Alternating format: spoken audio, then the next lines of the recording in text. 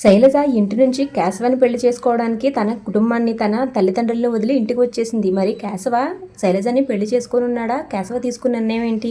కేశవకి కుటుంబ సభ్యులంతా అండగా నిలబడినున్నారా? ఈ రోజు ఎపిసోడ్లో ఏం జరిగిందో తెలుసుకోవాలనుకుంటున్నారా? అయితే ఈ వీడియో పూర్తిగా చూడండి, అసలు స్కిప్ చేయొద్దు. ఇక అంతకంటే ముందు మన ఛానల్ని సబ్స్క్రైబ్ చేసుకుని బెలైకాన్ని ఆన్లో పెట్టుకోండి. బెలైకాన్ని ఆన్లో పెట్టుకుంటే మాత్రమే నేను పెట్టే వీడియో నోటిఫికేషన్స్ అన్నీ మీ మొబైల్లోకి వచ్చేస్తాయి. ఇంకా ఈరోజు ఉదయం అయితే నేను నువ్వు లేక నేను లేని కూడా అప్లోడ్ చేశాను. ఆ సీరియల్ కూడా మన ఛానల్లో ఉంది, ఒకసారి చెక్ చేసేయండి. ఇక ఈరోజు స్టోరీలోకి వెళ్ళిపోదాం, వచ్చేయండి. పెళ్లి సంబంధం చెడగొట్టుకున్నందుకు శైలజ అని వాళ్ళ అమ్మ బాగా తిడుతుంది.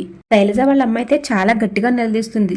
చివరిసారిగా చెప్తున్నాను, మా మాట విని మేము చెప్పిన పెళ్లి కొడుకుని పెళ్లి చేసుకుంటావా లేదా అని ఖచ్చితంగా అడుగుతుంది. దానికి శైలజ కూడా అంతకంటే ఖచ్చితంగా చెప్తుంది, ఈ విషయంలో మాత్రం మీ మాట నేను ఎప్పటికీ విన్నాను, నేను కేశవాన్ని పెళ్లి చేసుకుంటానని తెగించి చెప్పేస్తుంది. ఆ మాటకి వాళ్ళ తల్లిదండ్రులు చాలా ఆశ్చర్యపోతారు. ఇక ఆ ఆశ్చర్యం నుంచి బయటకు వచ్చి శైలజ వాళ్ళమ్మ, నువ్వు మా మాట వినకపోతే అయితే సరే, మా ఇంట్లో నుంచి వెళ్ళిపో, మా ఇంట్లో నువ్వు ఇంకా ఒక్క క్షణం కూడా ఉండొద్దు అని చెప్పేస్తుంది. ఆ మాటకు శైలజ చాలా ఆశ్చర్యపోతుంది. ఇంట్లో వాళ్ళందరూ కూడా చాలా ఆశ్చర్యపడతారు. శైలజ చాలా బాధపడుతుంది. ఇక వాళ్ళమ్మ ఖచ్చితంగా ఒక మాట చెప్పేస్తుంది, నా మాట వినని వాళ్ళు నా ఇంట్లో ఉండవలసిన అవసరం ఏమాత్రం లేదు అని చెప్పేస్తుంది. దానికి శైలజ వాళ్ళ తండ్రి కూడా, ఏం మాట్లాడుతున్నావు వరాలు, నువ్వు ఏం చేస్తున్నావు అని అడుగుతాడు. నేను కరెక్ట్గానే మాట్లాడుతున్నానండి, మన మాట వినలేనప్పుడు మన ఇంట్లో ఉండి ఏం చేస్తుంది ఇది, ఈ రోజుతో నా కూతురు నేను చచ్చిపోయింది అనుకుంటాను, దీన్ని ఇంట్లో నుంచి పొమ్మనండి అని గట్టిగా చెప్పేస్తుంది. ఆ మాటలకు శైలజ కూడా చాలా బాధపడుతుంది. తర్వాత శైలజ అక్కడి నుంచి లోపలికి వెళ్ళిపోతుంది. శైలజ వాళ్ళ తండ్రి శైలజ వాళ్ళ అమ్మని తిడతాడు, ఏం మాట్లాడుతున్నావు నువ్వు, ఎంత మాట వస్తే అంత మాట అనేయడమేనా అని. ఆవేశంలో అది ఏవైనా చేసుకుంటే ఏం చేస్తామో, ముందు నువ్వు వెళ్ళి ఓదార్చు అని చెప్తాడు. కానీ మన శైలజ వాళ్ళమ్మ అస్సలు వినదు.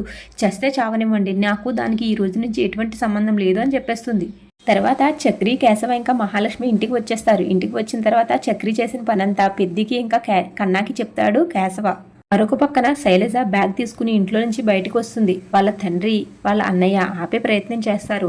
అమ్మ కోపంలో ఒక మాట అంటే ఇంట్లోంచి వెళ్ళిపోతావా తల్లి అని తన తండ్రి అడుగుతాడు. ఆ మాటకి మన శైలజ దగ్గర మాటలుండవు అని తన తండ్రి ఎంత ఆపినా ఆగదు. మన శైలజ ఇంట్లో నుంచి బయటికి వెళ్ళిపోతుంది. వెనక వెళ్ళి తన అన్న కూడా బ్రతిమలాడతాడు, లోపలికి రమ్మంటాడు. కానీ ఇక తన తల్లి అయితే తిడుతుంది, ఇంకా దాన్ని వదిలే, అది ఎలా చేస్తే చావని, నువ్వు వదిలేసి లోపలికి వచ్చే అంటుంది. ఇక చేసేదేమీ లేక వాళ్ళ అన్నయ్య కూడా వదిలేస్తాడు. తర్వాత శైలజ ఇంటి నుంచి బయలుదేరుతుంది. ఇక ఫైనల్ గా మన శైలజ అయితే బృందావనానికి ఎంటర్ అయిపోతుంది. బయట కూర్చుని మన నారాయణ బీడీ కాలుస్తూ ఉంటాడు. ఆ బీడీ పొగ ముక్కు మూసుకుని మరీ లోపలికి వచ్చేస్తుంది మన శైలజ. లోపలికి వెళ్ళిన తర్వాత శైలజ, హారతులు కట్టరా ఏమీ ఇవ్వక్కర్లేదు, నేను వచ్చేసానరా ముంగీసాని, ఇక హాల్లో కూర్చుండిపోతుంది. తర్వాత శైలజ అక్కడ జరిగిన విషయాలు వీళ్ళకి షార్ట్ కట్ లో చెప్తుంది, డీటెయిల్ గా అయితే చెప్పదు. కానీ ఫైనల్ గా ఒక మాట అంటుంది, నేనైతే ఇల్లు వదిలి వచ్చేసాను, మీరు పెళ్లి ఎప్పుడు చేస్తారో ఎలా చేస్తారో అనేది మీ ఇష్టం అని. ఇక హాల్లోనే కూర్చుండిపోతుంది. ఆ మాటలకి మన ఇంట్లో వాళ్ళందరూ చాలా ఆశ్చర్యపోతారు, చాలా షాక్ అవుతారు కూడా. ఇదంతా నారాయణ బయట నుంచి చూస్తాడు. పాపం ఎలా అనుకుంటాడు, ఈ ఇంట్లో సాంప్రదాయబద్ధంగా ఒక పెళ్లి కూడా జరగదా అని. ఇక తను కూడా చిన్నబుచ్చుకుని అక్కడి నుంచి వెళ్ళిపోతాడు. తర్వాత పెద్ది అయితే శైలజని లోపలి తీసుకెళ్ళమని మహాలక్ష్మి చెప్తాడు. మహాలక్ష్మి లోపలి తీసుకువెళ్ళిన తర్వాత కేశవాన్ని వీళ్ళందరూ పక్కకు తీసుకొచ్చి మాట్లాడతారు. తర్వాత వీళ్ళందరూ బయటకు వెళ్ళి మాట్లాడుకునేటప్పుడు మన చక్రి ఇంకా కన్నా అయితే పెళ్లి చేసేద్దాం, ఆడపిల్ల ఇంత ధైర్యంగా వచ్చింది, మనం వెనకడుగు వేయకూడదు అని అంటారు.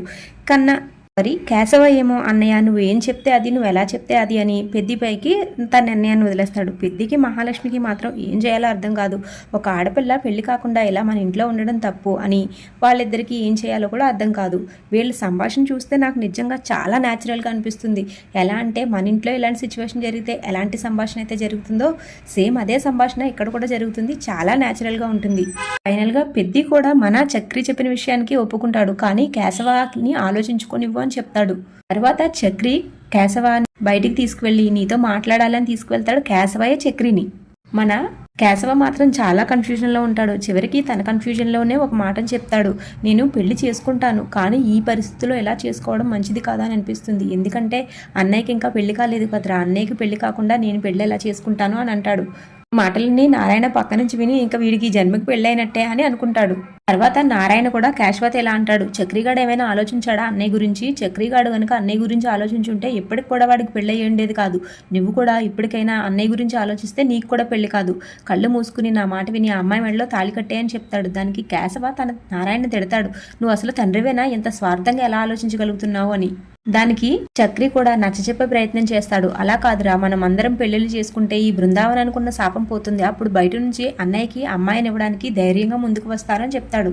అని కేశవ ఇక్కడే ఒక మాట చెప్తాడు. ఇప్పటికే అన్నయ్యకి పెళ్లి కాకుండా నీకు పెళ్ళయిందని చాలా తప్పుగా మాట్లాడుకుంటున్నారు. నేను కూడా ఇలానే పెళ్లి చేసుకుంటే అన్నయ్య మీద పడిన నింద నిజమైపోతుంది కదరా అని తన మనసులో ఉన్న బాధని బయటపెడతాడు. కేశవ చివరిగా తన నిర్ణయాన్ని చెప్పేస్తాడు. అన్నయ్యకి పెళ్లి కాకుండా నేను ఇప్పుడు పెళ్లి చేసుకోవడం అసలు జరగని పని, నేను అలా చేసుకోలేను అని. దానికి మన చక్రి కూడా సంతోషపడతాడు. నువ్వు అన్నయ్య గురించి ఇంత బాగా ఆలోచిస్తున్నందుకు చాలా మంచి విషయం, కానీ ఎంత మంచి అవకాశం వచ్చినప్పుడు ఈ అవకాశాన్ని చేజార్చుకుంటే రేపు జీవితాంతం బాధపడవలసి వస్తుందేమోనని ఒక్కసారి ఆలోచించు అని చెప్పి చక్రి కూడా అక్కడి నుంచి వెళ్ళిపోతాడు. తర్వాత మహాలక్ష్మి శైలజ దగ్గరికి వెళ్ళి మాట్లాడుతుంది. తన మాటల్లో తన ఇంటికి వెళ్ళను అని, ఇక్కడే ఉండి కేశవాన్ని పెళ్లి చేసుకుని ఇక్కడే ఉండి చదువుకుంటానని ఖచ్చితంగా చెప్పేస్తుంది.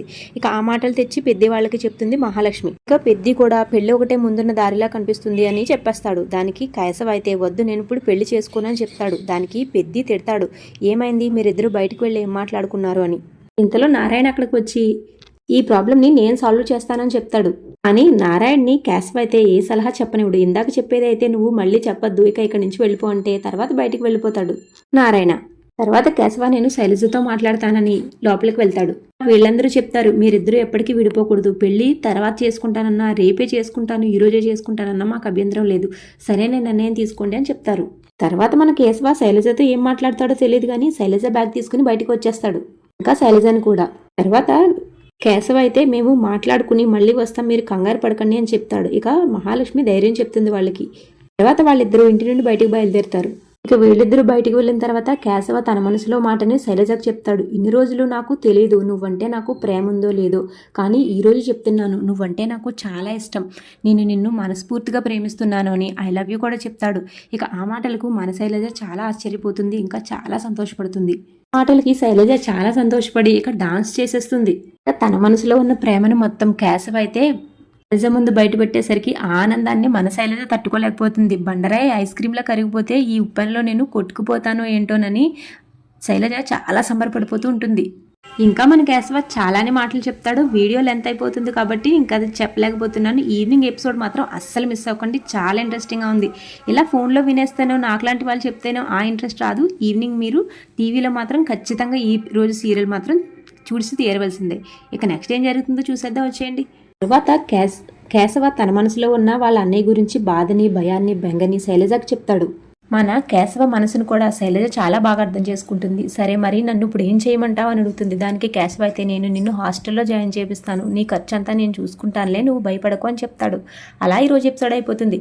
ఇక రేపటి ఎపిసోడ్లో కేశవ ఇంటికి వచ్చి పడతాడు. వాళ్ళందరూ కలిసి కేశవాన్ని అడుగుతారు శైలజ ఏది అని. దానికి మన కేశవ అయితే శైలజను వాళ్ళ ఇంట్లో క్షేమంగా దించేసి వచ్చాను అని సమాధానం చెప్తాడు.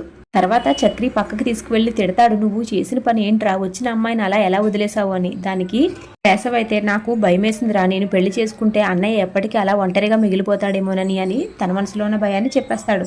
ఇక అది పక్క నుంచి మన పెద్ది వింటున్నట్టుగా మనకి సీన్ అయితే చూపించాడు.